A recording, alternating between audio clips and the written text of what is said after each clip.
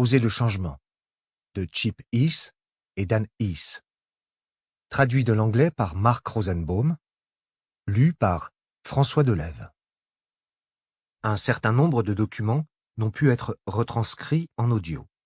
Retrouvez-les au fur et à mesure de votre écoute dans un PDF disponible dans votre bibliothèque pour votre plus grand confort. Préface de Frédéric Ray Millet. Attention, ce livre n'est pas comme les autres. Il traite d'un sujet qui nous concerne tous. Un sujet qui fait partie aussi bien de notre quotidien professionnel que personnel. Ce sujet est le slogan de campagne d'un des principaux candidats à l'élection présidentielle française de 2012.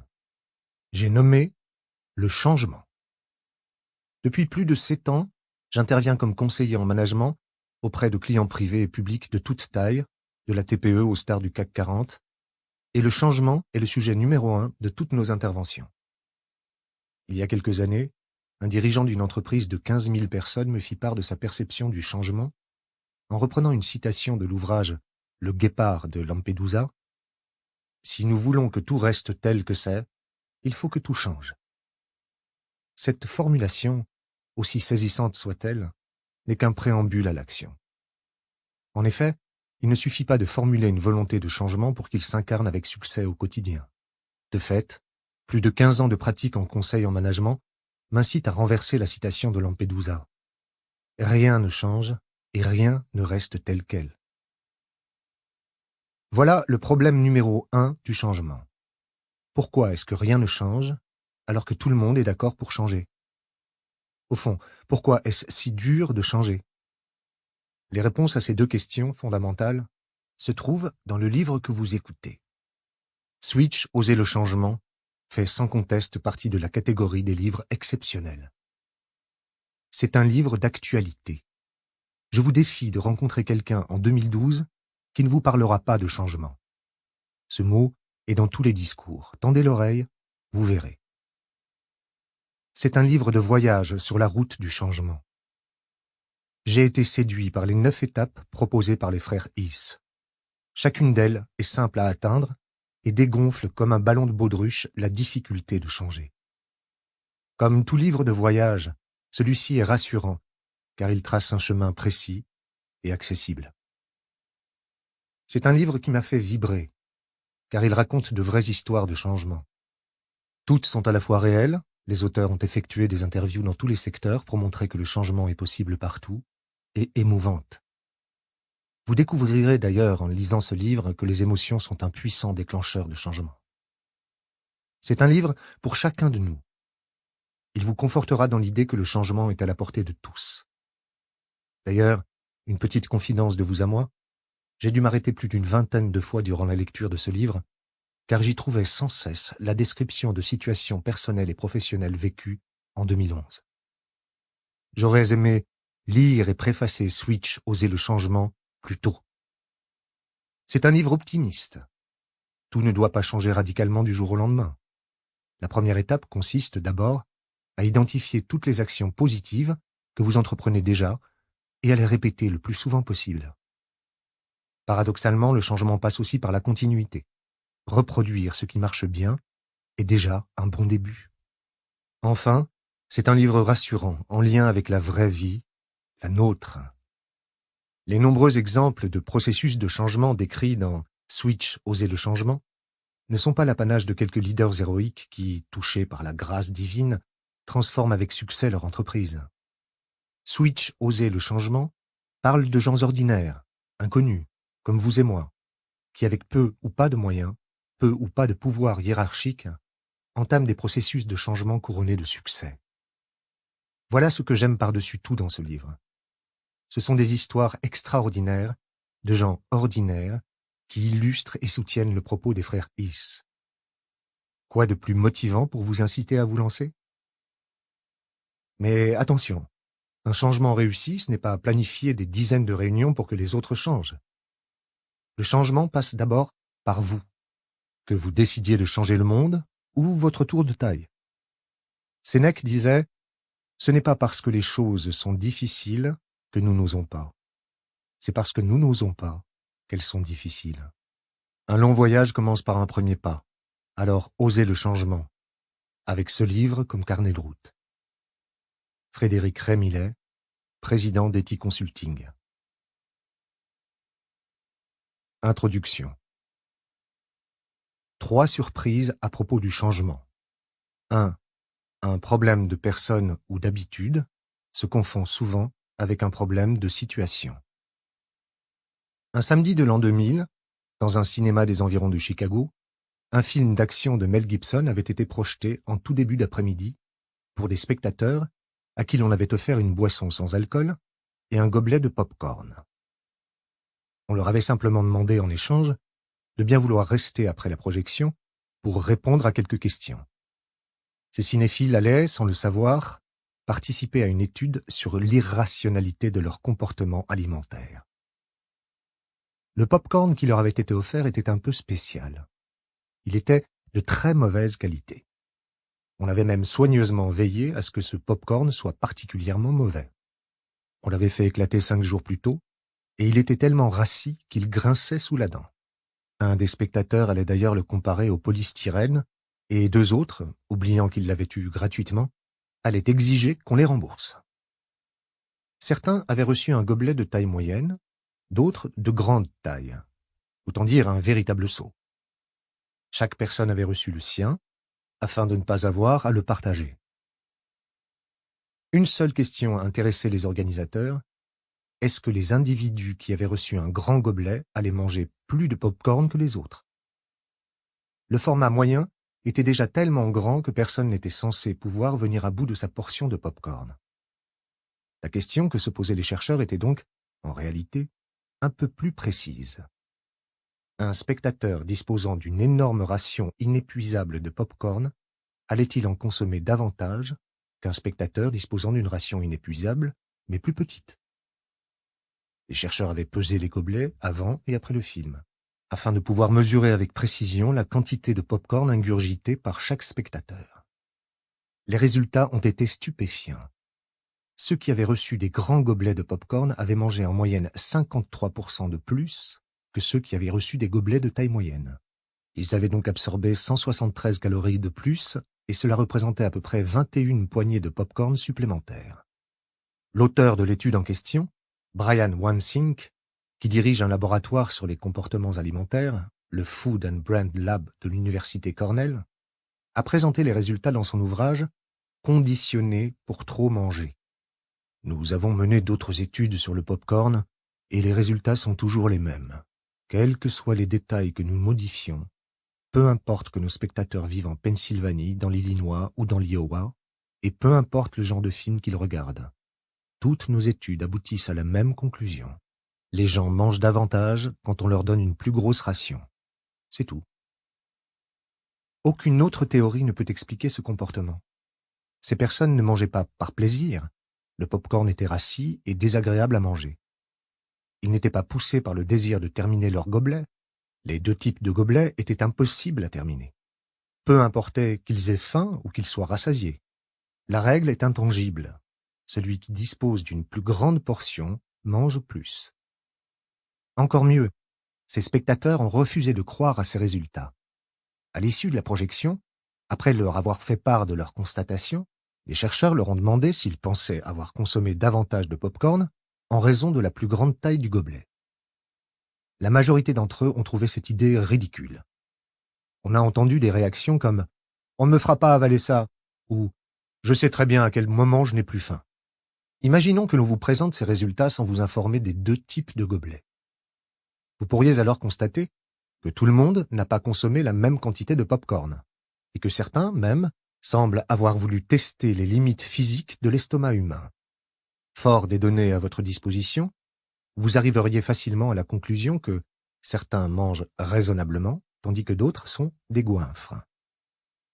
Un spécialiste de la santé publique qui se pencherait sur les mêmes données s'inquiéterait sans doute de la situation des goinfres. Nous devons inciter ces gens à adopter un comportement alimentaire plus sain. Tâchons de leur faire prendre conscience des dangers d'une telle suralimentation. Pas si vite. Si l'on souhaite que les gens mangent moins de pop-corn, la solution est simple. Leur donner des gobelets plus petits, sans avoir besoin de s'inquiéter de leur connaissance, ni de leur comportement. On voit ainsi comme il serait facile de faire d'un problème simple, réduire la taille des gobelets, un problème difficile, amener les gens à penser autrement. C'est notre première surprise en matière de changement. Ce qui semble un problème de personne ou d'habitude est souvent, en réalité, un problème de situation. 2. L'épuisement ressemble beaucoup à de la paresse. Ce livre a été écrit pour vous aider à réaliser des changements. Nous allons étudier le changement à tous les niveaux, au niveau de l'individu, de l'organisation et de la société. Peut-être aimeriez-vous aider votre frère à surmonter sa dépendance au jeu. Peut-être souhaitez-vous que vos salariés adoptent un comportement plus modéré en raison de la situation du marché. Peut-être voudriez-vous que davantage de vos voisins se rendent à leur travail à vélo.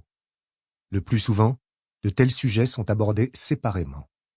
Il y a les conseils en gestion des changements proposés aux dirigeants d'entreprise, les livres de développement personnel destinés au grand public et les manifestes pour changer le monde à l'attention des militants.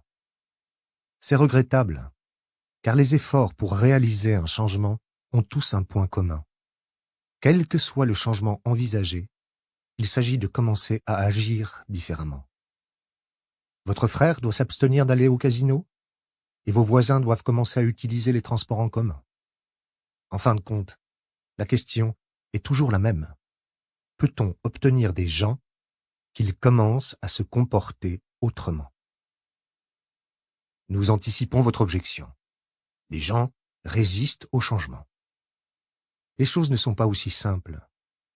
Chaque jour, des bébés naissent et de façon inexplicable, les nouveaux parents accueillent ce changement avec enthousiasme. Songez pourtant à l'ampleur d'un tel changement. Pourtant, ce changement considérable, personne ne tente de s'y opposer. Au contraire, les gens l'attendent. Dans notre existence, nous acceptons un grand nombre de changements décisifs. Des naissances, des unions, des déménagements, de nouvelles technologies et de nouvelles activités professionnelles. En même temps, dans d'autres domaines, nous avons toutes les peines du monde à modifier notre comportement d'un iota. Nous ne parvenons pas à arrêter de fumer. Nos enfants deviennent obèses. Et notre conjoint est décidément incapable de mettre lui-même sa chemise sale dans le panier à linge. Il faut donc croire que certains changements sont difficiles, tandis que d'autres paraissent plus faciles. Qu'est-ce qui les différencie? Dans ce livre, nous expliquons que les changements qui réussissent ont une caractéristique commune. Ils impliquent 3 choses à la fois. Nous en avons déjà mentionné une. Pour changer le comportement de quelqu'un, il faut changer sa situation. Bien sûr, tout ne se résume pas à la situation. On peut envoyer un alcoolique dans un centre de désintoxication et son nouvel environnement l'aidera à changer d'habitude. Cependant, qu'arrivera-t-il lorsqu'il quittera le centre et cessera de subir cette influence? Vous assisterez peut-être à un développement de la productivité de vos commerciaux au moment où le directeur des ventes les surveillera de près.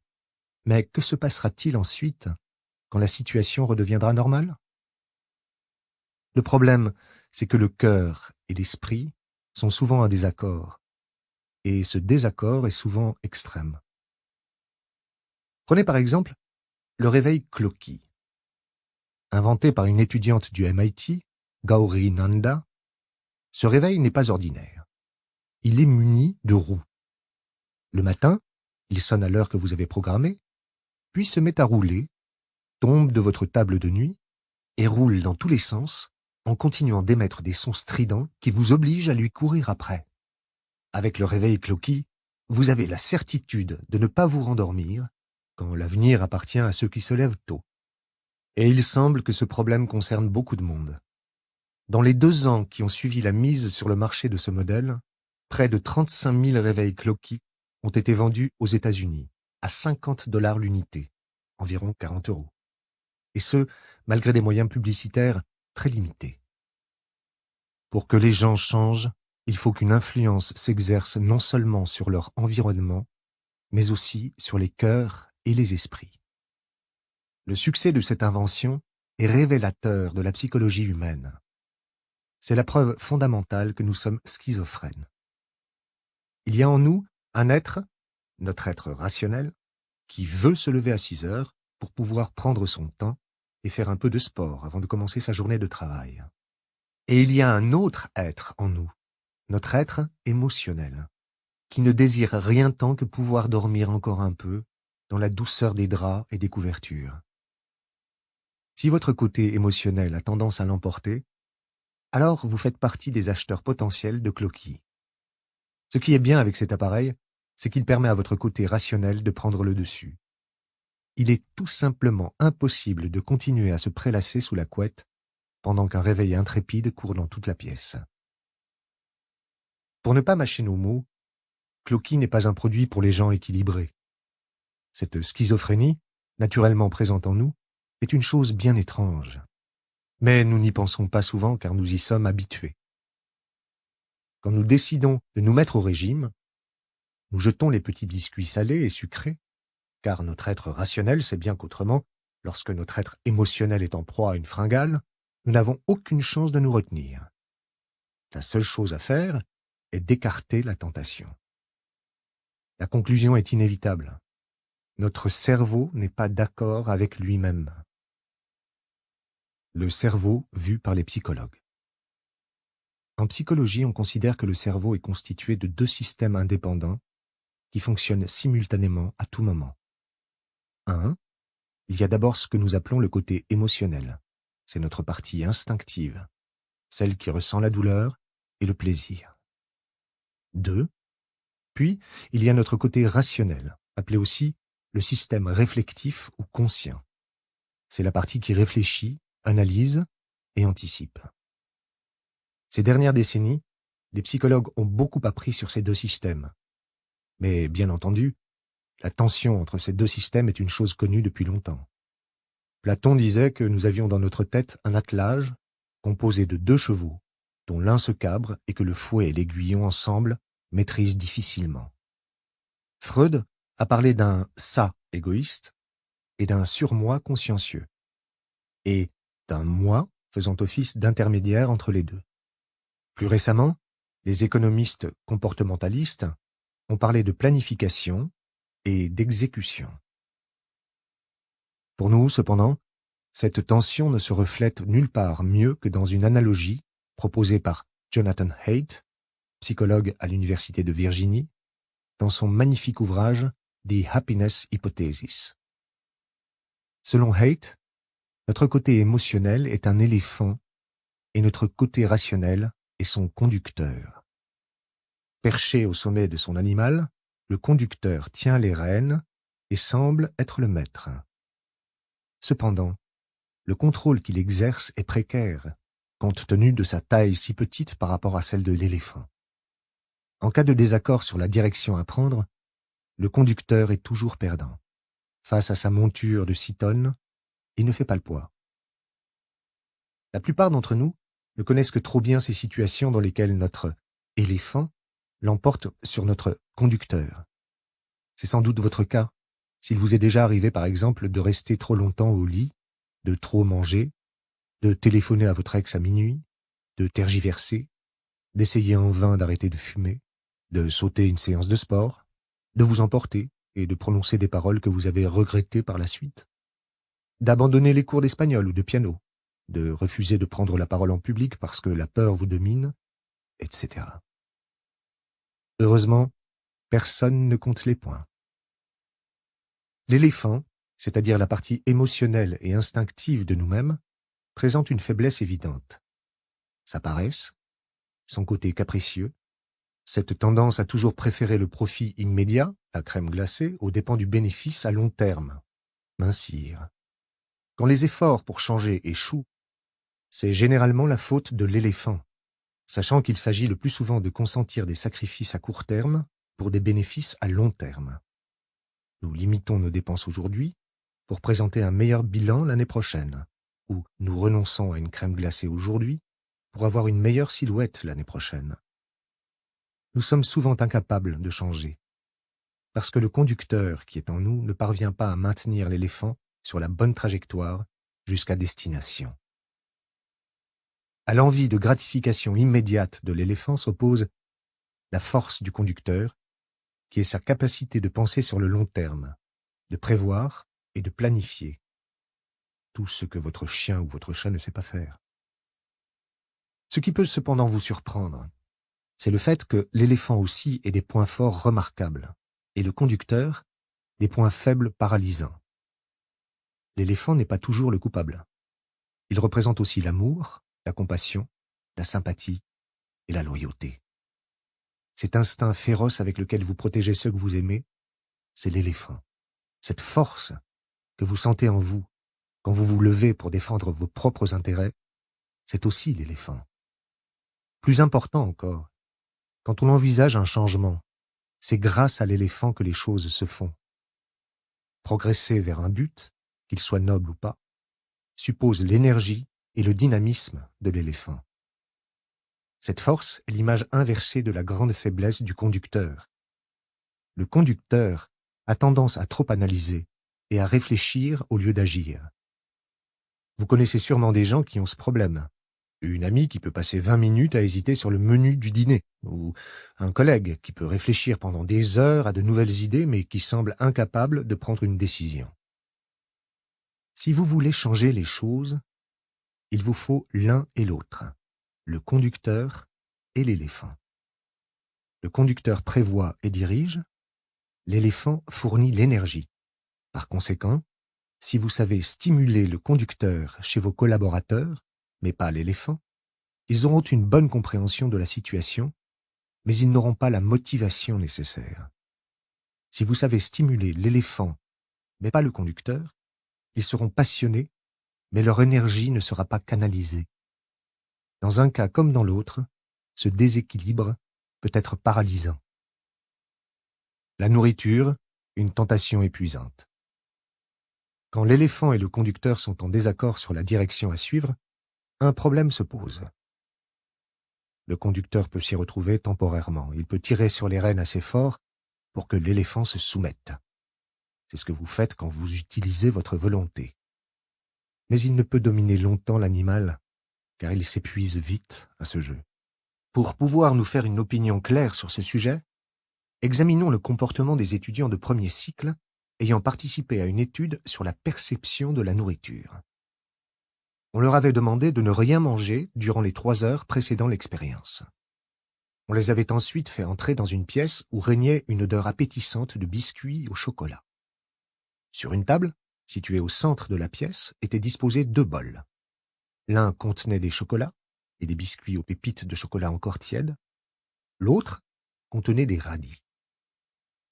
Les chercheurs avaient expliqué aux étudiants qu'ils avaient choisi 2 types d'aliments présentant des goûts très distincts. Le lendemain, on allait les interroger sur le souvenir qu'ils auraient des sensations éprouvées en les mangeant.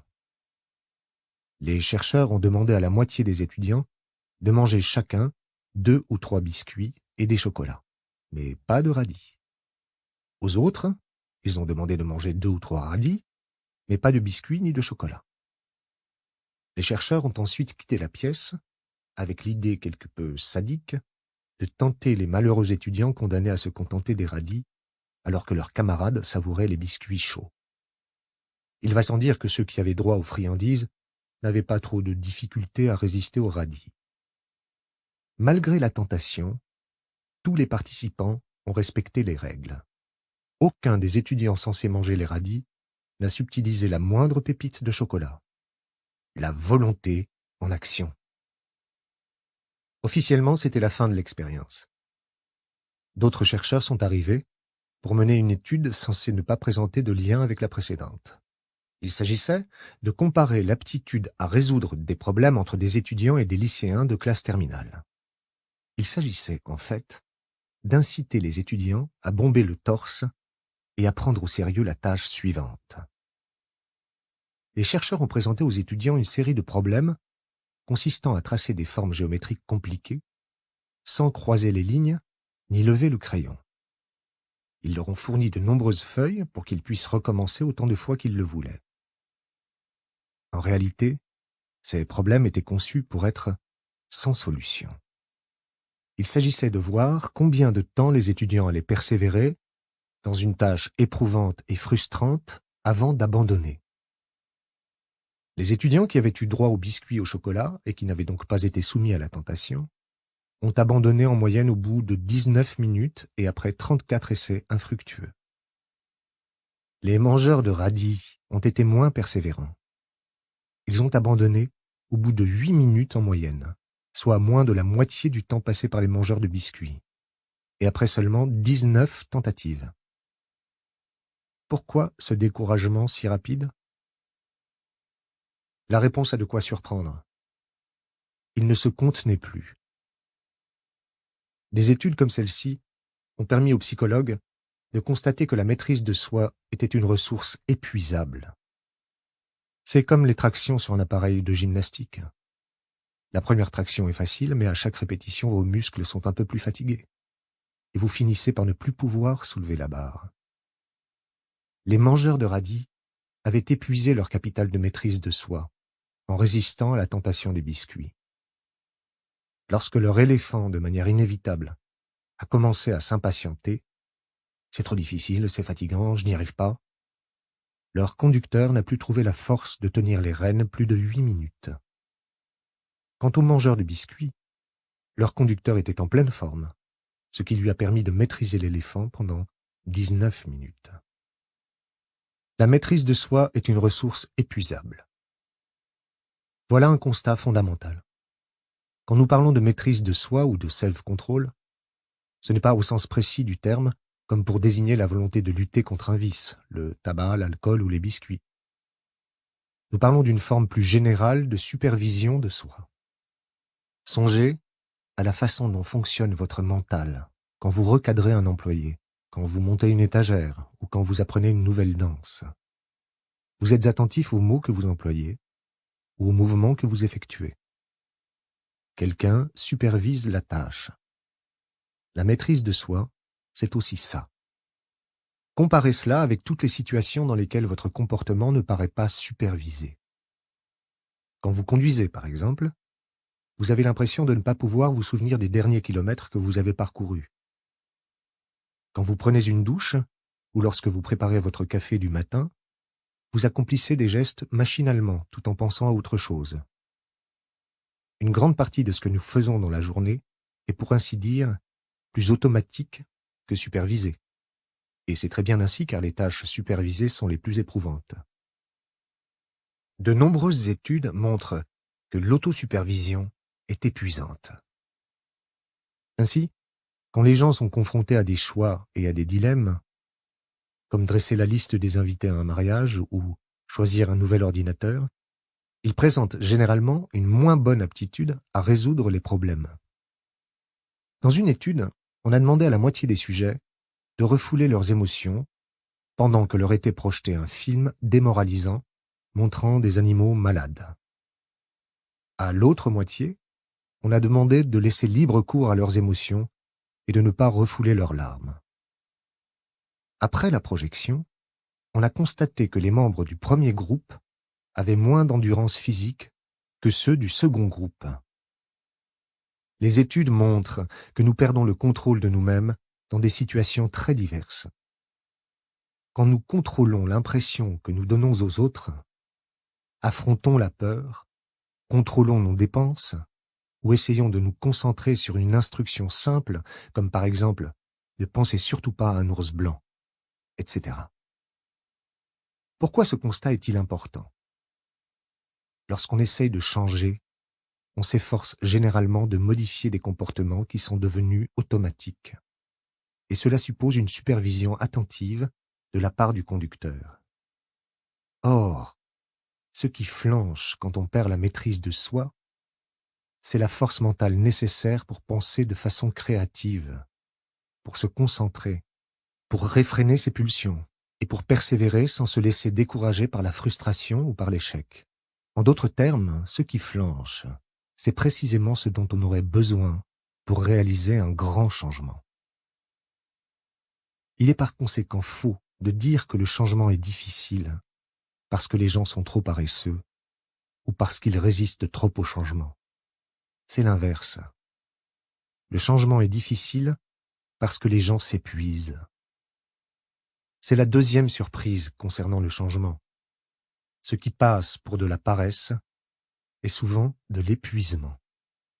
Pour que le changement soit facile, il faut une coordination des mouvements entre l'éléphant et le conducteur.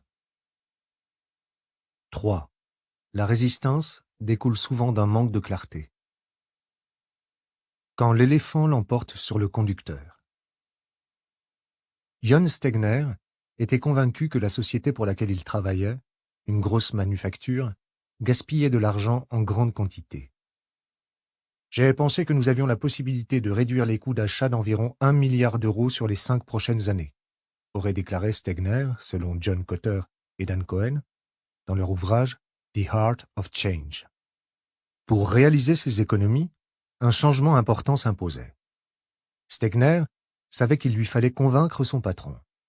Il savait aussi que la direction n'entreprendrait jamais ce changement si elle n'y croyait pas.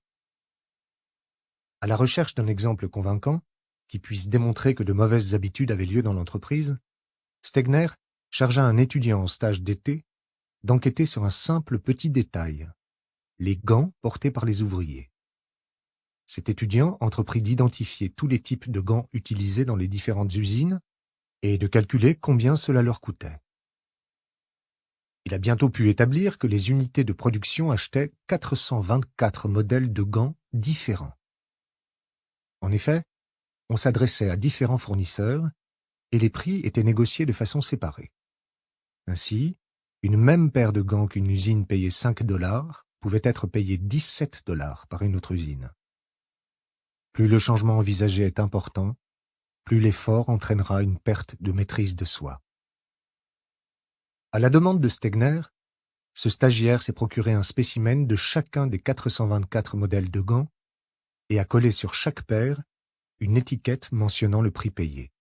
Ensuite, Stegner a posé en tas toutes ces paires de gants sur la table de la salle de réunion du conseil de direction.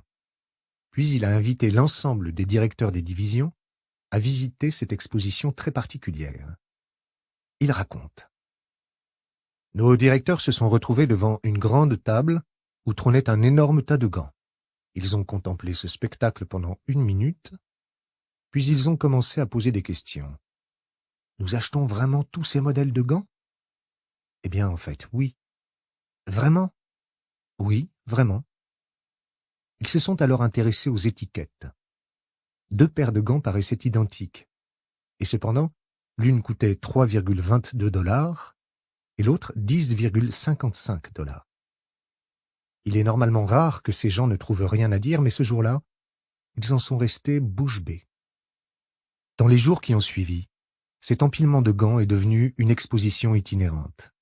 Dans chaque usine, elle a suscité des réactions viscérales. « C'est dingue! Nous sommes dingues!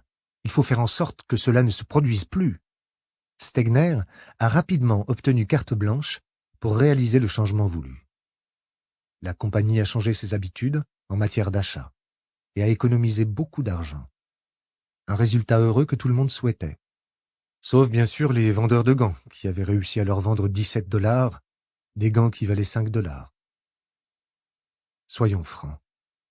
La majorité d'entre nous n'aurait pas osé faire ce genre d'expérience.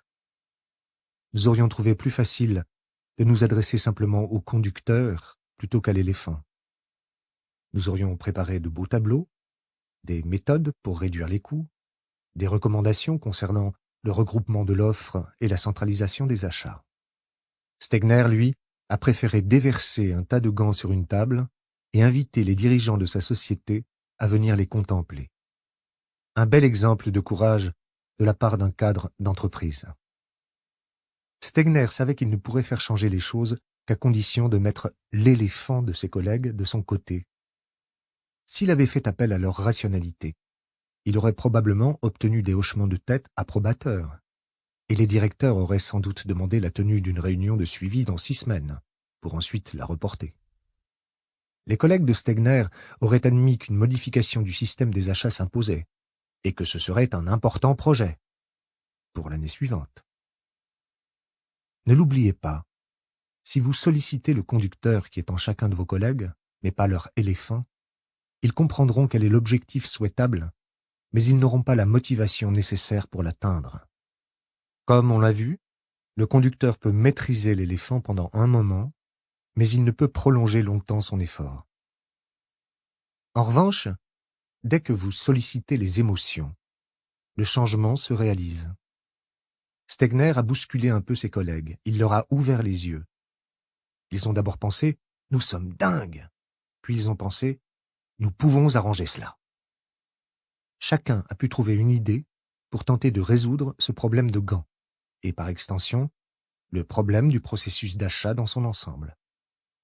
C'est ainsi que les éléphants se sont mis en marche.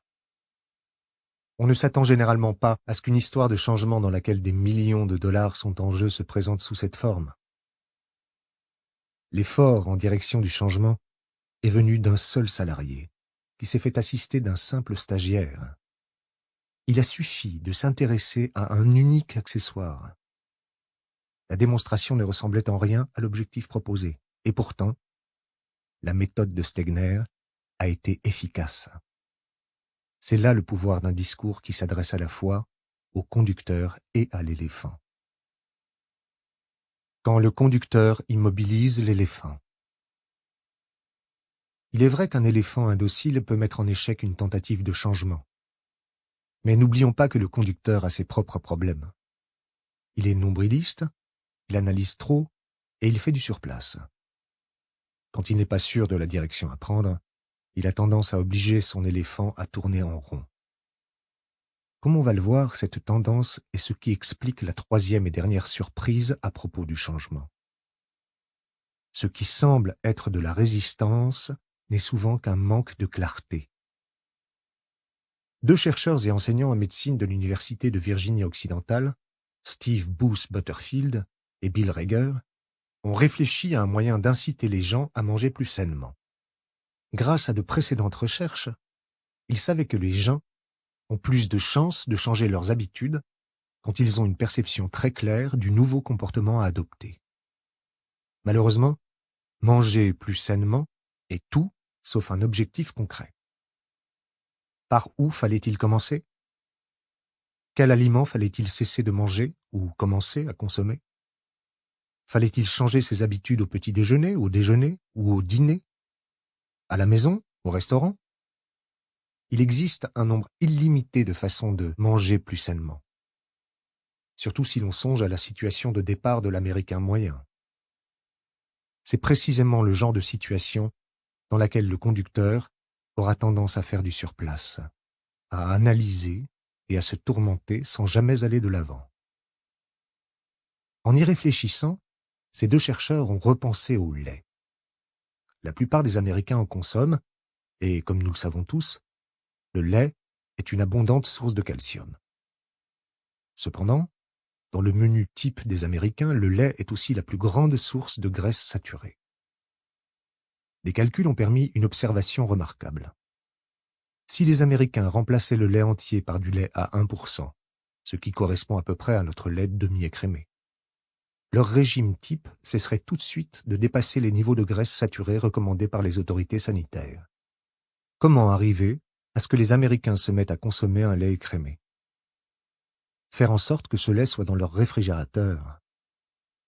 Cette réponse est moins facétieuse qu'on pourrait le croire. Les gens boiront ce qui leur tombera sous la main. Une famille peut adopter le lait écrémé aussi vite que le lait entier. Le problème était donc encore plus facile à résoudre que ce que l'on aurait pu anticiper. Il n'était pas nécessaire de changer les habitudes en matière de consommation, il suffisait de changer les habitudes en matière d'achat. Ainsi, tout devient bien plus clair. Quel changement comportemental était souhaité? Celui que les consommateurs achètent du lait écrémé. Quand et où? Au moment où ils font leurs courses, dans les magasins. Que changer d'autre? Rien, pour l'instant. Reger et Boose Butterfield lancèrent une campagne de publicité dans deux secteurs en Virginie-Occidentale, avec des spots télévisés, des annonces dans la presse locale et à la radio pendant 2 semaines. Contrairement à la plupart des campagnes de santé publique, avec leurs messages insipides, celle-ci était percutante et précise. Une des annonces expliquait qu'un verre de lait entier contient la même quantité de graisse saturée que 5 tranches de bacon. Lors d'une conférence de presse, les chercheurs montrèrent aux journalistes un tube rempli de graisse.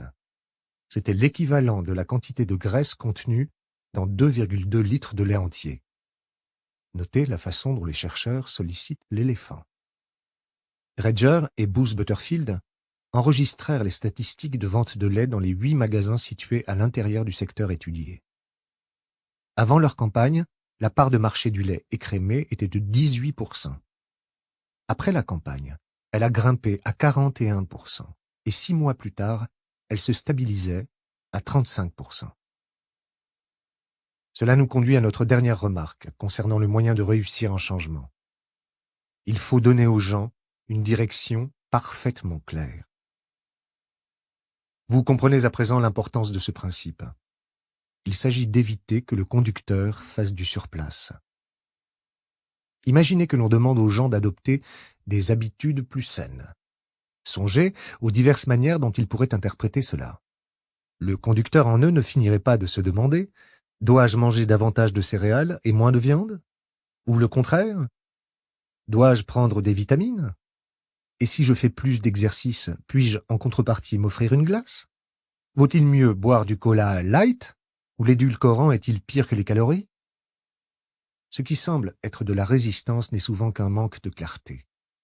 Avant cette étude, on aurait pu penser que ces habitants de la Virginie occidentale étaient des gens qui ne se souciaient pas particulièrement de leur santé. Mais dans ce cas, comment se fait-il qu'il ait été si facile de leur faire changer leurs habitudes ? Pour que les gens changent, il ne faut pas leur parler de vivre plus sainement, mais leur dire par exemple « La prochaine fois que vous serez au rayon des laitages, prenez une bouteille de lait écrémé plutôt qu'une bouteille de lait entier. » Vous avez maintenant un aperçu du processus que nous allons décomposer en 3 parties dans ce livre et qui pourra vous guider dans n'importe quelle situation appelant un changement d'habitude. 1. Donner une direction précise au conducteur. Ce qui semble être de la résistance n'est souvent qu'un manque de clarté. Indiquer une direction très claire. Pensez au lait écrémé. 2. Motiver l'éléphant. Ce qui passe pour de la paresse est souvent de l'épuisement. Le conducteur ne peut imposer longtemps sa volonté par la force. Il est indispensable de solliciter le côté émotionnel des gens, d'obtenir la coopération de l'éléphant. Pensez à l'étude sur les biscuits et les radis et à la table recouverte de gants. 3. Tracer le chemin. Ce qui semble être un problème de personne est souvent un problème de situation. Nous désignons la situation, y compris l'environnement ou le contexte, par le terme de chemin. Tracer le chemin pour augmenter les chances que le changement réussisse, indépendamment du conducteur et de l'éléphant. Pensez à l'effet d'une réduction de la taille des gobelets de pop-corn. Nous avons créé ce processus à l'attention des lecteurs dont l'ascendant et les ressources ne sont pas illimités. Un PDG, par exemple, peut revendre une filiale, licencier des salariés, faire fusionner des équipes, et un dirigeant politique peut faire passer une loi ou imposer une sanction pour que quelque chose change. Mais la plupart d'entre nous n'ont pas ces possibilités. Certes, cela nous rendrait la vie plus facile si nous pouvions dire à notre fils « Si tu ne sors pas la poubelle ce soir, tu es viré ». Dans ce livre, nous ne nous étendrons pas sur ce genre de mesures structurelles.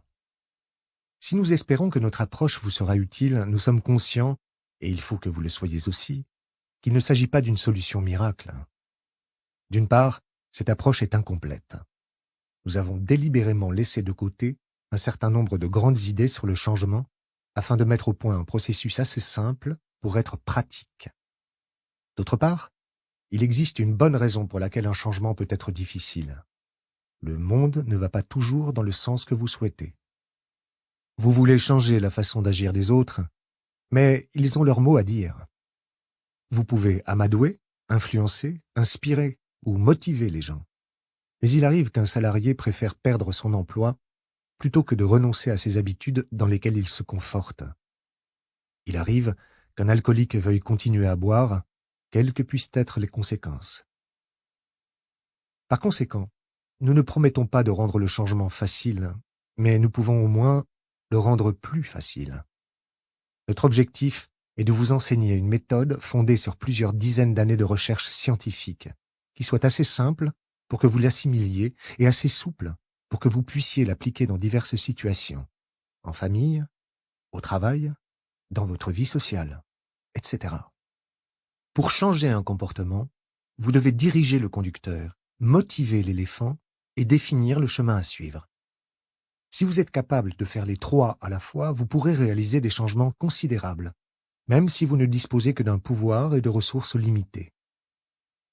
Pour en avoir la preuve, il suffit de s'intéresser à Donald Berwick, un homme à qui l'on doit une véritable révolution dans le domaine de la santé.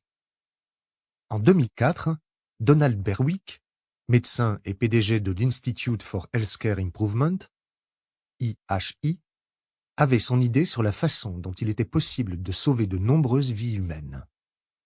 Les chercheurs de l'IHI avaient analysé le système de soins avec des outils d'analyse similaires à ceux utilisés pour contrôler la qualité des voitures qui sortent d'une chaîne de montage. Ils avaient constaté que le taux de défaut atteignait 10%, ce qui signifiait par exemple qu'un patient sur 10 n'obtenait pas les médicaments appropriés dans le délai prescrit. Ce taux d'erreur est extrêmement élevé, surtout si l'on sait que dans beaucoup d'industries, on a réussi à réduire le taux d'erreur aux alentours de 1 pour 1000, et souvent même à une valeur bien inférieure. Berwick savait pertinemment que c'était des dizaines de décès par an qui pourraient être évités. L'idée de Berwick était de faire profiter les hôpitaux des mêmes progrès qui avaient déjà été accomplis dans d'autres secteurs. Ne pourrait-on pas réaliser une transplantation d'organes avec autant de précision et de fiabilité qu'on savait produire une Toyota? Dans le milieu de la recherche, pratiquement personne n'était prêt à contester cette idée. Et cependant, la situation stagnait. Avec seulement 75 salariés, l'IHI ne semblait pas de taille à imposer un quelconque changement à grande échelle. Mais il en fallait davantage pour décourager Berwick. Le 14 décembre 2004, lors d'un important congrès, Berwick prononça un discours dans une salle remplie d'administrateurs d'hôpitaux. « Voici ce que je pense que nous devrions faire. Je pense que nous devons sauver 100 000 vies, et je pense que nous devons le faire d'ici le 14 juin 2006, dans 18 mois. Des vies, ce n'est pas un nombre, et bientôt n'est pas une date. Le nombre, c'est 100 000, et la date, c'est le 14 juin 2006, à 9 heures du matin. » Le public en fut abasourdi. L'objectif semblait irréaliste, mais Berwick était sérieux et déterminé. Avec sa petite équipe, il était prêt à réaliser l'impossible. l'IHI proposa 6 interventions spécifiques pour sauver des vies. Par exemple, il fut demandé aux hôpitaux d'adopter une série de procédures établies pour le traitement des patients nécessitant un respirateur artificiel afin d'éviter qu'ils attrapent une pneumonie, une cause fréquente de décès évitable. Une des procédures consistait à relever la tête du patient d'un angle compris entre 30 et 45 degrés pour éviter que les sécrétions orales entrent dans le tube. Naturellement, tous les administrateurs d'hôpitaux approuvèrent l'objectif de sauver des vies. Mais pour l'atteindre, il allait falloir surmonter un certain nombre d'obstacles. D'une part, pour qu'un établissement réduise son taux d'erreur, il fallait déjà que son administration reconnaisse ce taux.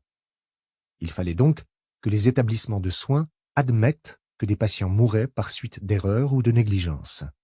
Or, leurs avocats n'y étaient pas disposés.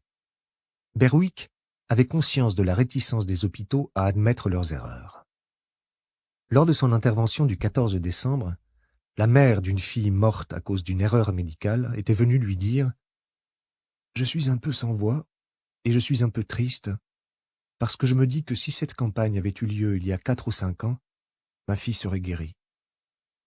Mais je suis contente de participer car je sais que vous réussirez et parce que vous devez le faire. » Un autre invité, le président de la North Carolina State Hospital Association, avait déclaré « Depuis longtemps, un très grand nombre de gens ne veulent rien voir et il est temps d'agir. C'est aussi simple que cela. » L'IHI a fait en sorte qu'il soit facile de participer à cette campagne. Il suffisait que le responsable du centre de soins signe un formulaire d'1 page. Dans les 2 mois qui ont suivi le discours de Berwick, 1 millier d'hôpitaux se sont inscrits. Chaque fois qu'un hôpital s'inscrivait, l'IHI aidait cet hôpital à adopter les nouvelles procédures, en effectuant des recherches et en fournissant des méthodologies et une formation. Des téléconférences étaient organisées pour permettre des échanges et susciter un esprit de concurrence entre les administrateurs des hôpitaux. Les établissements qui faisaient figure de pionniers étaient incités à servir de mentors à ceux qui rejoignaient ce mouvement. Ce changement n'a pas été sans provoquer d'importantes mésententes. Il s'agissait de remettre en cause des habitudes prises depuis plusieurs dizaines d'années. Les nouvelles procédures irritaient souvent les médecins, qui les trouvaient trop contraignantes. Mais les résultats étaient visibles et incitaient d'autres établissements à faire de même. Au bout de 18 mois, c'est-à-dire l'échéance précise qu'il avait fixée, le 14 juin 2006 à 9 heures du matin, Berwick faisait une nouvelle apparition pour annoncer les résultats. Les hôpitaux ayant participé à la campagne des 100 000 vies ont évité environ 122 300 décès et, ce qui est aussi important, ont commencé à institutionnaliser de nouvelles normes de soins qui continueront de sauver des vies et de faire progresser les soins. Le public était ravi. Donald Berwick, avec ses 75 salariés d'IHI, avait réussi à convaincre des milliers de centres de soins qu'ils devaient réformer leur façon de travailler et, ensemble, ils avaient sauvé 122 300 vies humaines. C'était comme si l'on avait sauvé tous les habitants d'une ville française, comme Metz. Donald Berwick et son équipe ont déclenché un changement qui a sauvé 100 000 vies humaines. Et cependant, Berwick ne détenait aucun pouvoir. Il ne pouvait pas changer la loi. Il ne pouvait pas démettre de leurs fonctions les administrateurs d'hôpitaux qui n'étaient pas d'accord avec lui. Il ne pouvait pas verser des primes à ceux qui acceptaient de suivre ses propositions. Les méthodes et les outils dont disposait Berwick sont ceux dont nous disposons tous. Tout d'abord, il a dirigé le conducteur de chacun de ses auditeurs. L'objectif était clair. Des vies, ce n'est pas un nombre, et bientôt n'est pas une date.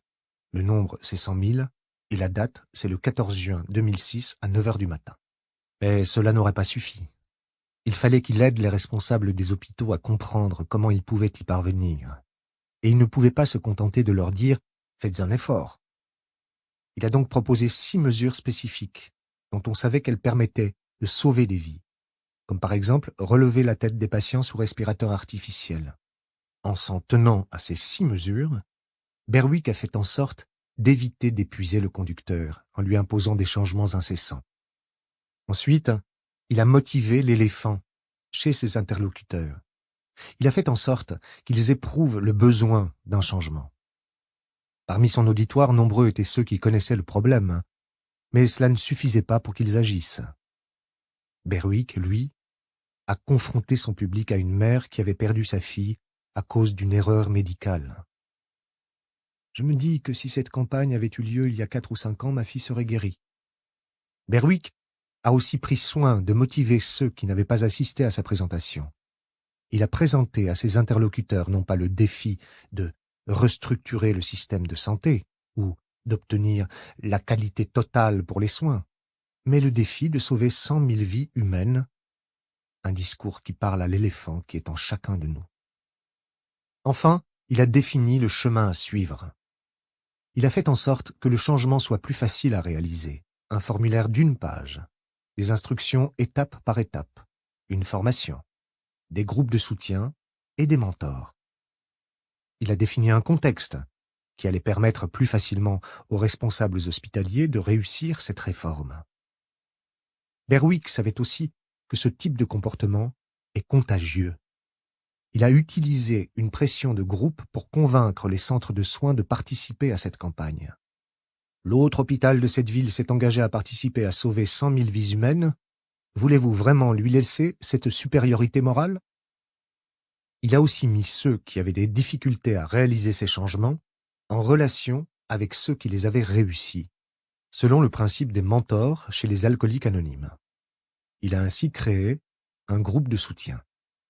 De grands changements sont possibles, même pour un seul homme.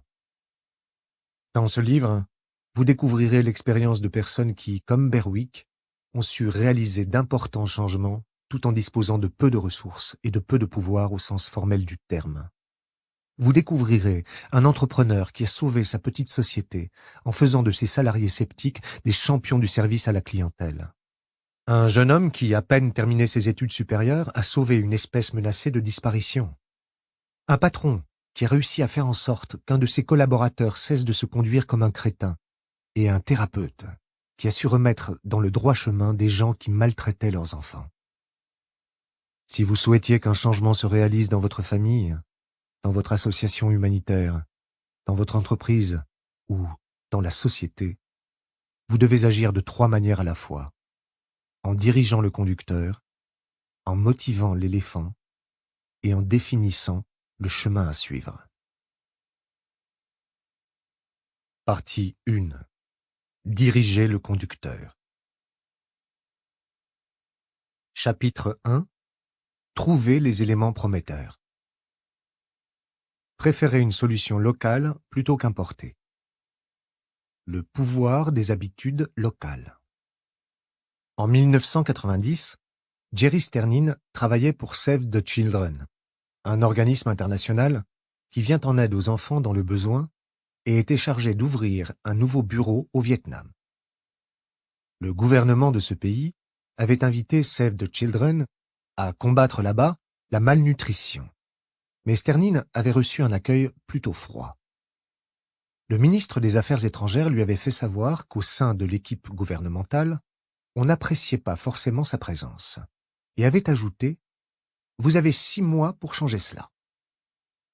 Sternin s'y était rendu accompagné de son épouse et de leur fils âgé de 10 ans. Aucun des 3 ne parlait vietnamien. Nous étions comme des orphelins à l'aéroport à notre arrivée au Vietnam, se souvient-il. Nous n'avions aucune idée de ce que nous allions faire. Il ne disposait que d'un personnel minimum et de maigres ressources. Sternin avait lu tout ce qu'il avait pu trouver concernant la malnutrition, généralement considérée comme la conséquence d'un ensemble de problèmes. L'assainissement était inachevé, la pauvreté pratiquement partout. Il n'y avait pas d'eau courante, et la population rurale était la plupart du temps ignorante en matière de nutrition. Selon Sternin, toute cette analyse était vraie, mais cependant vaine. Il y a des millions d'enfants qui ne peuvent pas attendre que ce problème soit réglé. S'il fallait en finir avec la pauvreté, purifier l'eau et mettre en place des systèmes d'assainissement avant de pouvoir lutter contre la malnutrition, on n'y parviendrait jamais. Surtout pas en 6 mois, avec pratiquement aucun budget. Sternin avait une meilleure idée. Il se rendit dans différents villages et fit former parmi les mères des équipes chargées de peser tous les enfants et de rassembler les résultats. Il leur demanda ensuite « Avez-vous trouvé des enfants très très pauvres qui seraient plus grands et en meilleure santé que la moyenne ?» Les mères, examinant les chiffres, firent « Co, co, co. Oui, oui, oui. Vous voulez dire qu'il est possible aujourd'hui, dans ce village, qu'une famille très pauvre ait un enfant bien nourri? Co, co, co. Alors allons voir ça. » L'idée de Sternin était d'identifier les éléments prometteurs, des efforts qui portaient leurs fruits, et qu'il serait bon d'encourager et de reproduire. Si, parmi les plus défavorisés, certains parvenaient à élever des enfants en bonne santé, cela signifiait que la malnutrition n'était pas inévitable. Par ailleurs, la simple existence d'enfants en bonne santé était l'espoir d'une solution pratique à court terme. Sternin savait qu'il ne pouvait pas faire grand-chose contre les causes fondamentales de la malnutrition, mais s'il était possible que des enfants se portent bien, pourquoi ne serait-ce pas possible également pour tous les autres?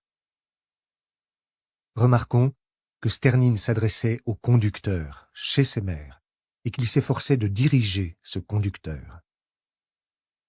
La question de savoir quoi faire pour qu'un enfant soit en meilleure santé était trop générale, et il n'était pas possible d'y répondre sur le champ. Il n'avait pas besoin de s'adresser à l'éléphant, car ce qu'il manquait à ses mères, c'était la direction, pas la motivation. Il s'agissait moins de savoir quoi faire que de savoir comment le faire. Sternine proposait ainsi de réfléchir non pas à ce que c'est la malnutrition, mais à ce que faisaient ces mères qui parvenaient à garder leurs enfants en bonne santé. Tout d'abord, il s'agissait d'écarter les exemples atypiques, non reproductibles, comme le cas d'un garçon recevant des compléments alimentaires d'un oncle au gouvernement. Il fallait aussi faire la synthèse des idées reçues concernant l'alimentation des enfants. Les entretiens avec les mères, les pères, les grands frères, les grandes sœurs et les grands-parents permirent de constater que la collectivité se conformait à des normes simples. Les enfants avaient droit à 2 repas par jour, comme le reste de la famille. Et leur nourriture était appropriée, des aliments mous et purs, par exemple du riz de meilleure qualité. Fort de leur connaissance de ces normes, Sternine et son groupe de mères rendirent visite aux familles des enfants bien nourris et observèrent la façon dont le foyer était tenu. Cela leur permit de faire quelques découvertes. D'une part, ces mères donnaient à leurs enfants 4 repas par jour. Elles leur donnaient la même ration quotidienne, mais répartie sur 4 repas au lieu de 2. Il s'avérait que c'était une erreur de donner aux enfants 2 repas consistants, leur estomac ne pouvant pas traiter une telle quantité de nourriture en une fois. La façon de les nourrir était aussi différente. Alors que la plupart des parents pensaient que leurs enfants étaient capables de puiser la nourriture dans le récipient commun en fonction de leurs propres besoins, les enfants en bonne santé étaient nourris de façon plus active, à la main. On les encourageait même à manger quand ils étaient malades, ce qui n'était pas le cas pour tous. Plus intéressant peut-être, les enfants en bonne santé mangeaient différentes sortes d'aliments. Les mères ramassaient des petits crustacés dans les rizières et les mélangeaient au riz qu'elles donnaient à leurs enfants.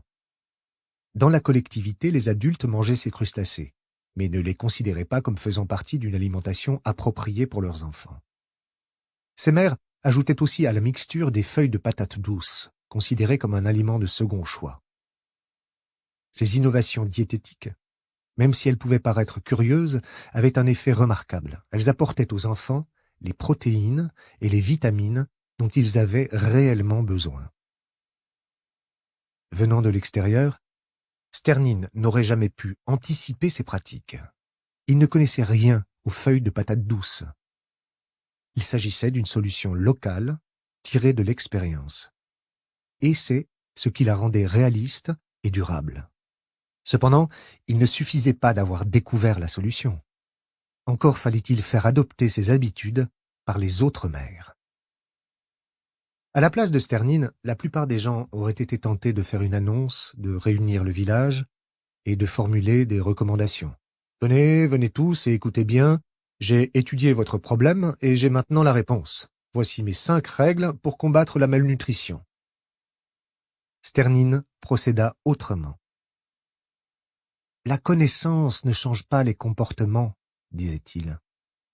Nous avons tous déjà vu des psychiatres fous, des médecins obèses et des conseillers matrimoniaux divorcés. Il s'agissait non pas de parler aux mères de nutrition, mais d'arriver à ce qu'elles adoptent les bonnes méthodes. On mit alors au point un programme. 50 familles d'enfants mal nourris, par groupe de 10, devaient se rencontrer chaque jour quelque part pour y préparer à manger.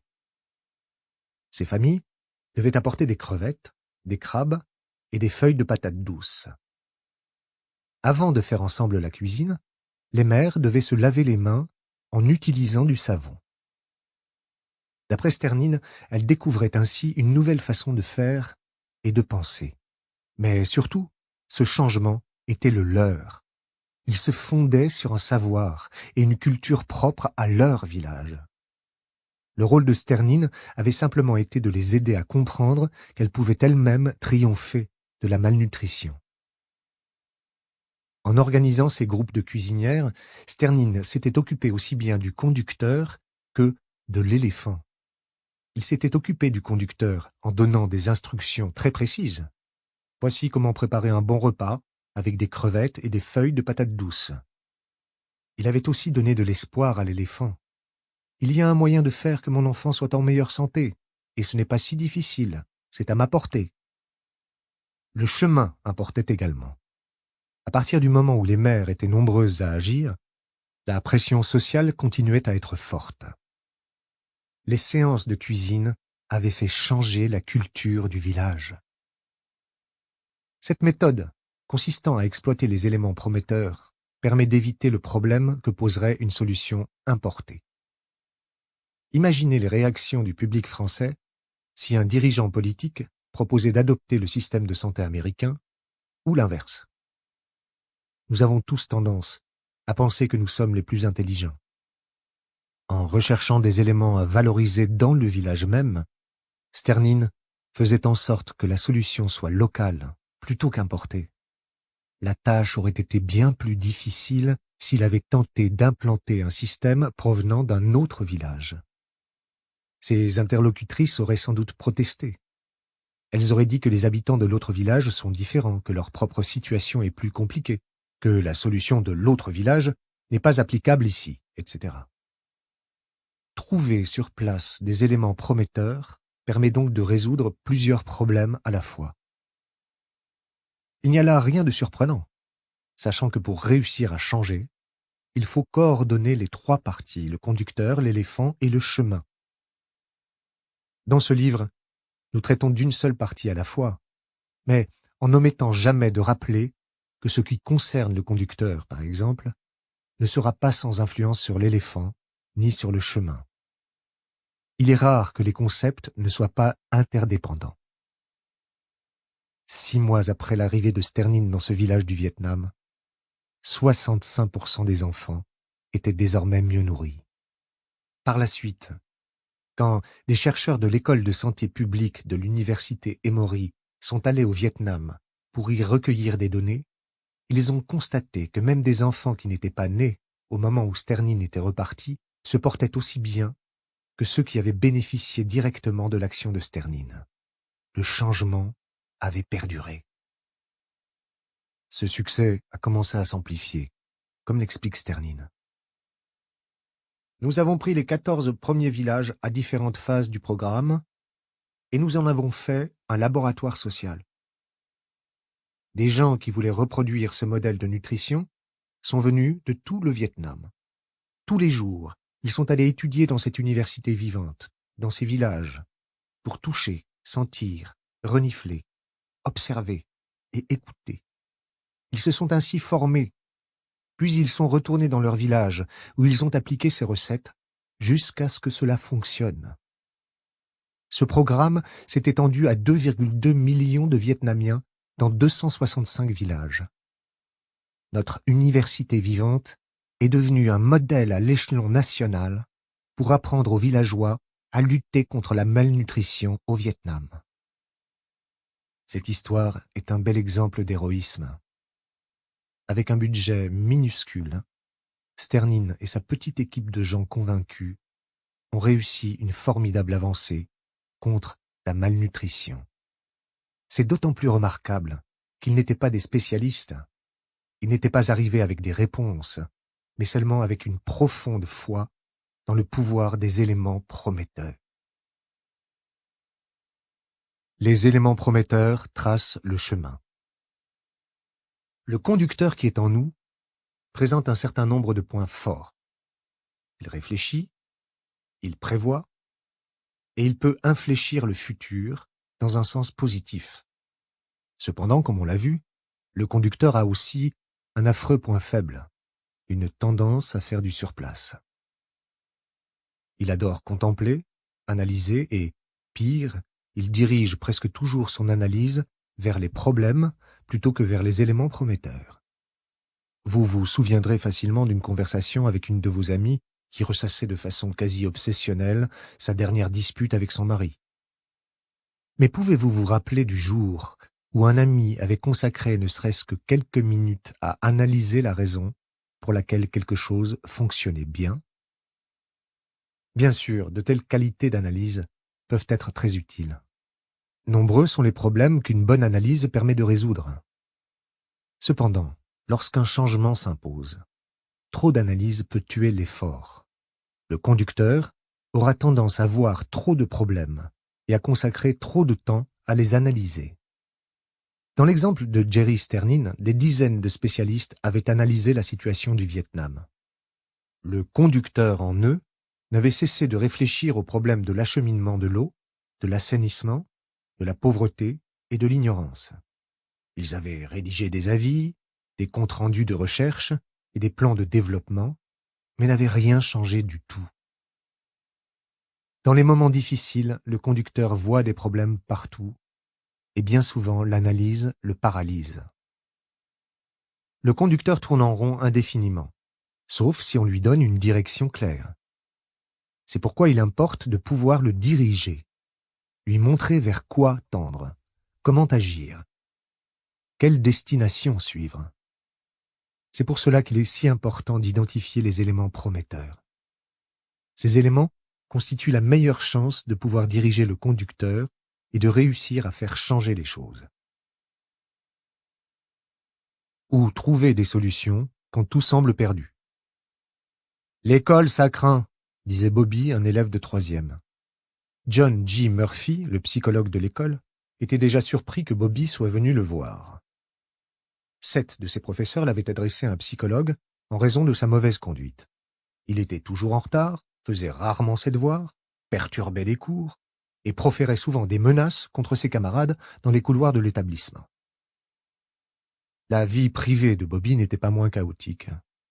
Il avait été baladé à maintes reprises entre divers foyers d'adoption et établissements spécialisés et était signalé depuis un moment comme individu à problème, comme son père. Il faisait l'objet d'un suivi des services sociaux. Au moment où il était venu consulter Murphy, il risquait d'être placé dans un autre centre spécialisé en raison de ses problèmes scolaires. Murphy était pratiquement impuissant. Il n'avait aucun moyen d'améliorer la situation de Bobby, et le temps jouait contre lui. Dans le meilleur des cas, il pourrait passer 1 heure avec Bobby de temps à autre. Mais il ne pouvait pas le récompenser en cas de bonne conduite, ni le punir dans le cas contraire. Sans compter qu'une punition n'aurait sans doute pas été efficace, sachant que Bobby se retrouvait souvent dans le bureau du principal au milieu de la matinée, pour des raisons de sanctions disciplinaires, sans que son comportement change pour autant. Ignorant les propos de Bobby sur le fait que « l'école, ça craint », Murphy avait engagé la conversation avec lui et lui avait posé quelques questions inhabituelles. Ainsi avait commencé une série de conversations qu'ils allaient avoir. 3 mois plus tard, on pouvait constater un changement notable. Le nombre de fois où Bobby était envoyé chez le principal avait diminué de 80%. Bobby n'était pas devenu un parfait scout, mais les services sociaux avaient jugé que ce progrès était suffisant pour qu'il ne soit pas nécessaire de le transférer vers un établissement spécialisé. Bobby, délinquant chronique, était devenu un délinquant occasionnel. Ce progrès avait eu lieu simplement grâce à quelques heures de conversation avec un psychologue. En quoi avaient donc consisté ces conversations? À se concentrer sur les solutions plutôt que sur les problèmes, comme nous allons le voir maintenant. Attachez-vous à la solution plutôt qu'au problème. L'exemple de la thérapie brève centrée sur les solutions, TBCS. Il s'agit d'une méthode inventée à la fin des années 1970 par un couple de thérapeutes, Steve de Chazer et Inso Kim Berg, et leurs collègues au Brief Therapy Center à Milwaukee. Ces 2 chercheurs sont connus pour avoir mis l'accent sur les solutions et sur la question du miracle, que nous abordons par la suite. Cette méthode est radicalement différente des autres thérapies traditionnelles. Avec la psychothérapie classique, vous et votre thérapeute réfléchissez ensemble à votre problème. Il s'agit de savoir quelles en sont les origines et s'il est lié à un événement survenu dans votre enfance. C'est un peu comme l'archéologie. Vous creusez pour trouver quelque chose qui est enfoui et qui pourrait expliquer la manière dont vous vous comportez. Or, creuser dans le passé demande du temps. Une psychanalyse freudienne type peut demander 5 ans de travail, à raison d'1 ou 2 séances par semaine, et au bout de 5 ans et de 50 000 €, vous découvrez que tout est de la faute de votre mère. Les praticiens de la TBCS, au contraire, ne s'occupent absolument pas de l'archéologie. Ils ne vont pas rechercher des indices dans votre enfance dont ils n'ont que faire. Tout ce qui compte pour eux, c'est la solution du problème que vous leur présentez. Michelle Weiner Davis, thérapeute de couple, avait reçu initialement une formation de psychanalyste classique. Comme tous les psychanalystes, elle pensait que les expériences de la petite enfance engendraient des traumatismes irrésolus qui étaient alors